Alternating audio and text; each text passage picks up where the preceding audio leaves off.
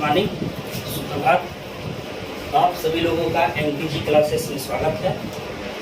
आज हम biology topic पे सेल के ऊपर चर्चा करने वाले हैं। सबसे पहले हम बायोलॉजी के ऊपर थोड़ा सा एक्सप्लेनेशन कर लें।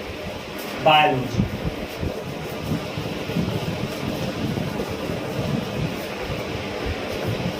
बायोलॉजी दो शब्दों से मिलकर बना हुआ है, बायो प्लस लागस। बायो यानी लाइफ और लागस यानी स्टडी। जीवन के अध्ययन को हम बायोलॉजी करते हैं। जीवन के अध्ययन करने मतलब समस्त जीवधारियों के जीवों की बात जब हम करते हैं तो समस्त जीवधारियों की बात करते हैं, चाहे वनस्पति हो चाहे जंतु हो, उन सब के अध्ययन की बात हम बायोलॉजी के अंतर्गत करते हैं। लेकिन बायोलॉजी की बात जब आती है तो बायोलॉजी शब्द का इस्तेमाल सबसे पहले किसने किया था, इस बात पे ध्यान देना चाहिए कि बायोलॉजी शब्द का सबसे पहले इस्तेमाल लैमार्क एंड ट्रेविरेनस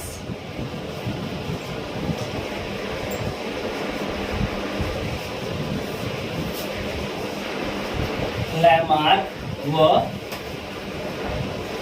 ट्रेविरेनस नामक वैज्ञानिक ने बायोलॉजी शब्द का सबसे पहले इस्तेमाल किया था।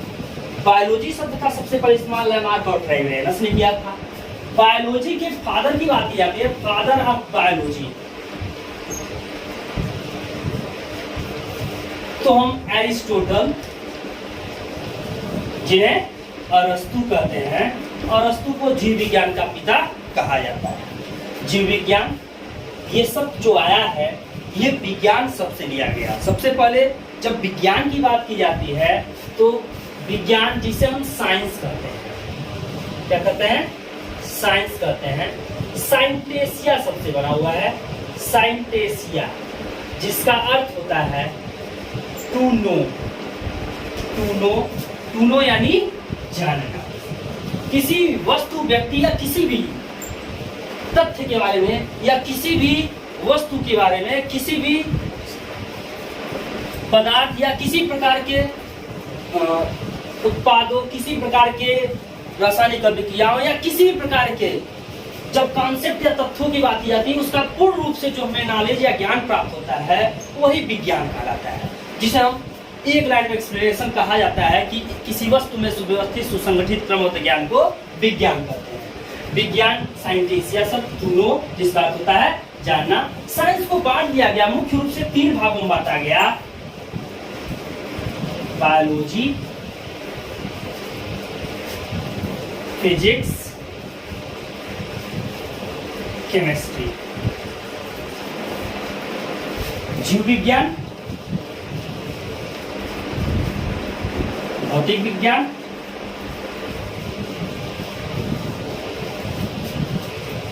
रसायन विज्ञान। जिसमें हम जीव विज्ञान की बात कर रहे हैं। जीव विज्ञान विज्ञान की वह शाखा जिसके अंतर्गत हम समस्त जीवधारियों का अध्ययन करते हैं, उसे जीव विज्ञान कहते हैं। जीव विज्ञान की बात करते हैं, इन्हें मुख्य रूप से फिर दो भागों में बांटा गया, बॉटनी,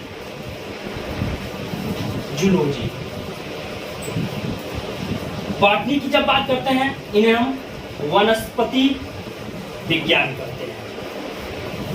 बॉटनी को वनस्पति विज्ञान कहते हैं और जूलॉजी जिसे हम जंतु विज्ञान कहते हैं। जूलॉजी शब्द जून प्लस लागस से बना हुआ है।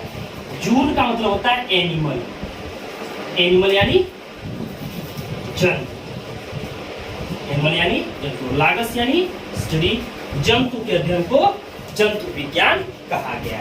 बॉटनी वनस्पति विज्ञान शब्द, जब हम वनस्पति विज्ञान या जंतु विज्ञान की बात करते हैं तो वनस्पति विज्ञान के जनक की जब बात करते हैं, जनक यानी फादर, तो थियोफ्रेस्टस को,